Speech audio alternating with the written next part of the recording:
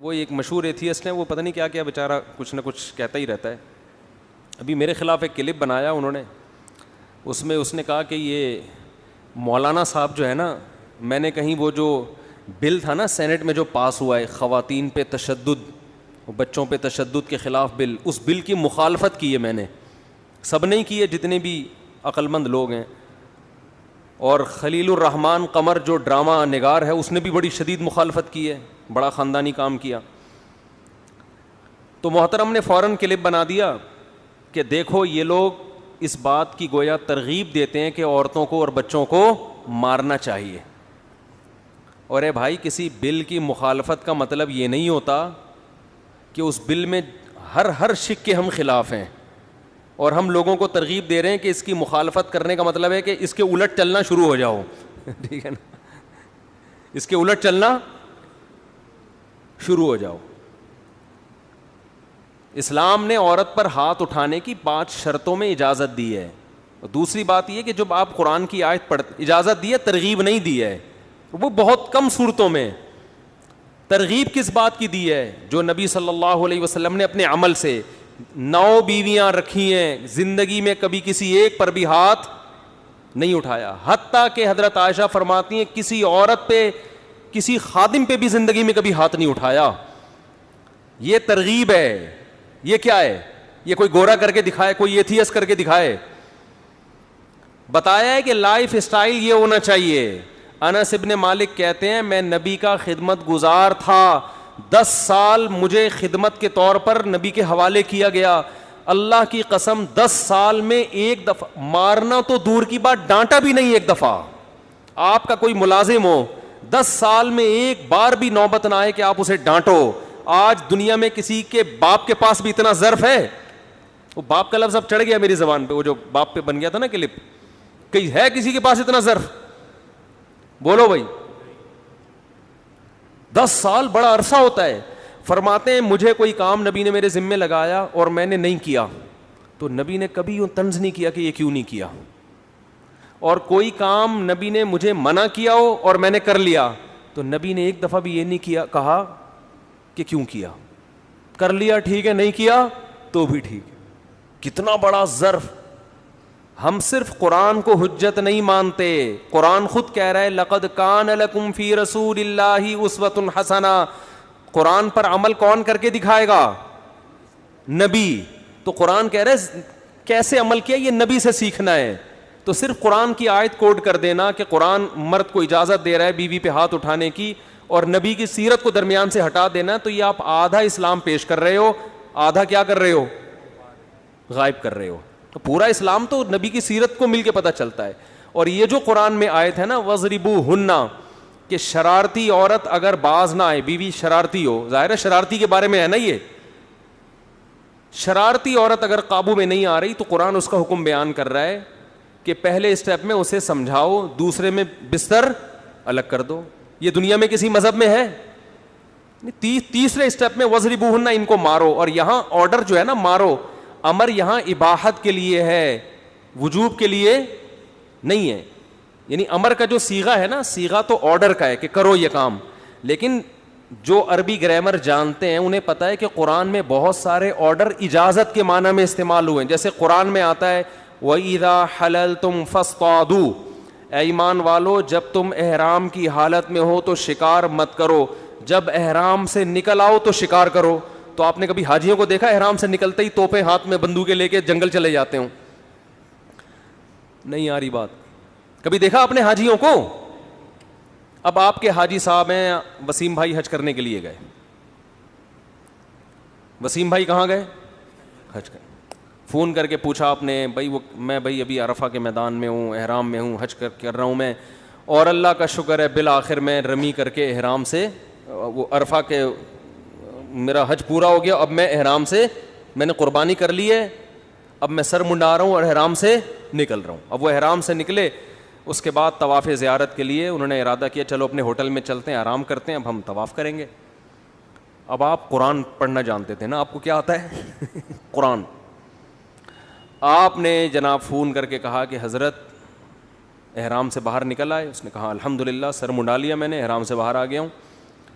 کیا کر رہے ہیں بھائی؟ اب میں طواف زیارت کی تیاری کر رہا ہوں, اس کے بعد بھائی پھر میں گھر جاؤں گا. نہیں نہیں, قرآن کہہ رہا ہے وَإِذَا حَلَلْتُمْ, جب تم احرام سے باہر نکل آؤ, فاصطادوا, تو شکار کرو. کیا کرو؟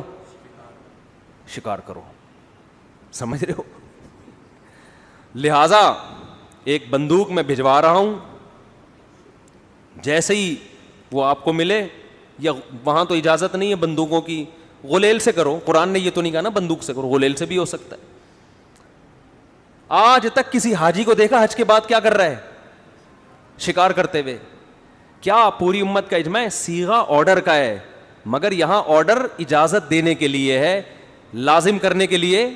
مطلب یہ کہ اب اگر تم شکار کرنا چاہو تو الاؤڈ ہے. جو پابندی تھی وہ کیا ہو گئی ہے؟ ختم. یہ پابندی کے خاتمے کو بیان کرنے کے لیے ہے.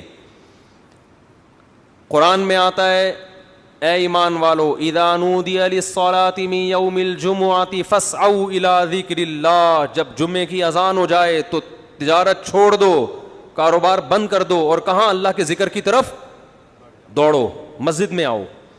یہاں بھی دوڑو کا مطلب یہ نہیں کہ ریسنگ لگانا شروع کر دو. محاورے قرآن وہی استعمال کرے گا نا جو عرف میں رائج ہیں. دوڑ کا مطلب سارے کام چھوڑ کے کہاں جاؤ؟ مسجد میں. ہاں, جانا اسپیڈ سے نہیں, آرام آرام سے جانا ہے, لیکن دوڑ کا مطلب باقی سب کام چھوڑ دو. آگے کیا آ رہا ہے؟ فَإِذَا قُضِيَتِ الصَّلَاةُ فَانْتَشِرُوا فِي الْأَرْضِ وَابْتَغُوا مِنْ فَضْلِ اللَّهِ, جب نماز ختم ہو جائے تو زمین میں پھیل جاؤ اور اللہ کی روزی کو تلاش کرو. اب یہاں کیا ہے؟ آپ جمعے کی اذان ہوئی, آپ چل چل کے جا رہے ہیں, پیچھے سے مولوی صاحب نے ہنٹر مارا کھینچ کے آپ کو کہ قرآن کیا کہہ رہا ہے؟ دوڑو. ڈکشنری میں تو سعی کا مطلب دوڑ ہی ہے. صفا مروہ کی سعی ہوتی ہے نا, فسعوا, سعی سے نکلا ہے. اس لیے کہتے ہیں قرآن کے اہل سے سیکھا جاتا ہے. ہر آدمی اٹھ کے آج مفسر قرآن بنا ہوا ہے, میں قرآن سے سمجھتا ہوں. صحابہ نے نبی سے سمجھا ہے, تابعین نے صحابہ سے سمجھا ہے. اس کے لیے عربی زبان میں مہارت ضروری ہے, عرب محاوروں سے واقف ہونا ضروری ہے. علماء سے سیکھتے ہوئے شرم آتی ہے کہ ہم کسی کے شاگرد کیوں بنیں, بس یہ ٹیکنیکل فالٹ ہے. اور جب تک آپ کسی کے سامنے زانوئے تلمذ نہیں طے کرتے, کسی کی شاگردگی میں نہیں آتے, اللہ آپ کو علم نہیں دیتا. اس کی تواضع کے ساتھ علم حاصل ہوتا ہے.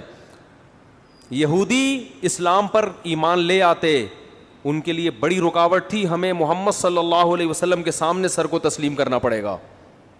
یہ کہہ رہے تھے یہ تو امی ہے, لکھنا پڑھنا نہیں جانتے, ہم ان کو اپنا بڑا کیسے بنائیں. تو جو تکبر یہودیوں میں تھا نا, جس نے ان کو حق سے روکا, آج وہی تکبر بہت سے لبرل لوگوں میں ہے کہ علماء کی اطاعت ہم کیوں کریں. اور مثالیں دیتے ہیں مولوی ایسے, بھائی مولوی غلط ہیں تو صحیح بھی تو ہے نا.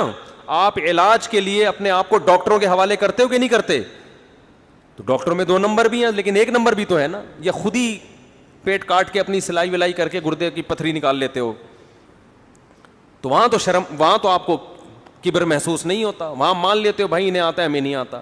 تو علماء کے بارے میں کیا ہوتا ہے یہ مانتے ہوئے کہ بھائی ان کو آتا ہے ہمیں نہیں آتا. ہاں, علماء میں پھر یہ ہے کہ حق پرست کون ہے اور باطل کون ہے. تو قرآن کیا کہہ رہا ہے کہ اللہ کے ذکر کی طرف دوڑو. مولوی صاحب نے ڈنڈا مارا, دوڑ کیوں نہیں رہا؟ قرآن کیا کہہ رہا ہے؟ آیت نمبر بھی پیش کر دی, سورہ جمعہ, سورت کا حوالہ بھی دے دیا. اسے کہا جائے گا بھائی یہ محاورہ ہے, دوڑو کا مطلب سارے کام چھوڑ دو, بھائی یہی کر رہے ہیں. اب پھر جیسے ہی نماز ختم ہوئی, آپ نے کہا چلو یار جا کے کھانا کھاتے ہیں, آج لیٹ ہو گئے, کھانا کھا کے لمبے ہو جائیں گے, تھوڑا سوئیں گے, آرام کریں گے, دن بھر کے تھکے ہوئے ہیں. پیچھے پھر مولوی صاحب نے ڈنڈا مارا آپ کو. قرآن تو کہہ رہا ہے فانتشروا فی الارض, زمین میں پھیل جاؤ, وابتغوا من فضل اللہ, اور اللہ کی روزی کو تلاش کرو. ٹھیلا لگا جا کے, جاب, وہ کہہ رہا ہے آفس بند ہو گیا, کوئی بات نہیں, قرآن کہہ رہا ہے پیسہ کمانا ہے. تو یہ بھی تو آرڈر کا صیغہ ہے نا. تو یہاں بھی تمام علماء کا اتفاق ہے کہ صیغے کا عنوان آرڈر کا ہے, لیکن مراد آرڈر نہیں ہے بلکہ اجازت ہے. تمہیں پرمیشن ہے کہ جو جمعے کی نماز سے پہلے پابندی لگی تھی اب وہ پابندی تم پر اٹھ گئی ہے. جمعے کی نماز سے پہلے بزنس حلال نہیں تھا, اب وہ ناجائز ہو گیا تھا, اب وہ ناجائز ہونے کی پابندی کیا ہو گئی ہے؟ بولو اٹھ گئی ہے. تو یہاں بھی قرآن جو کہہ رہا ہے نا کہ زوجہ کو سمجھاؤ, بستر الگ کر دو, پھر بھی باز نہ آئے تو مارو, تو پوری امت کا اتفاق ہے کہ یہ جو مارو کا لفظ ہے یہ آرڈر کے لیے نہیں ہے, پرمیشن ہے, اجازت ہے, کہ شدید مجبوری میں گھر کو ٹوٹنے سے بچانے کے لیے ہاتھ اٹھانے کی اجازت, ترغیب نہیں ہے, اجازت ہے.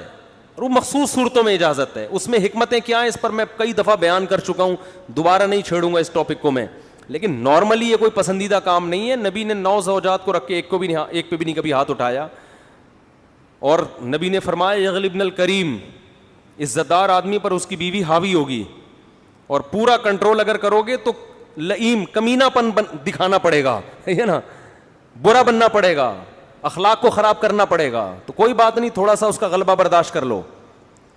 سمجھتے نہیں ہو میرا خیال ہے. تو اب وہ کیا کرتے ہیں, یہ جو ایتھیس لوگ ہیں, ادھر سے بیان اٹھایا ادھر سے اٹھایا, ملغوبہ لگا کے اسلام کے خلاف ایک پروپیگنڈا شروع کر دیتے ہیں. تو میرے خلاف وہ پروپیگنڈا کیا ایک مشہور ملحد نے کہ یہ خواتین پہ ہاتھ اٹھانے کی ترغیبات دیتے ہیں اور یوں کرتے ہیں اور ایسے کرتے ہیں, اور ٹویٹ بھی میری غلط, لیکن چلو اچھی بات ہے, ان کو جب بتایا تو انہوں نے وہ ریموو کر دیا بیان, یہ ایک اچھا کام کیا.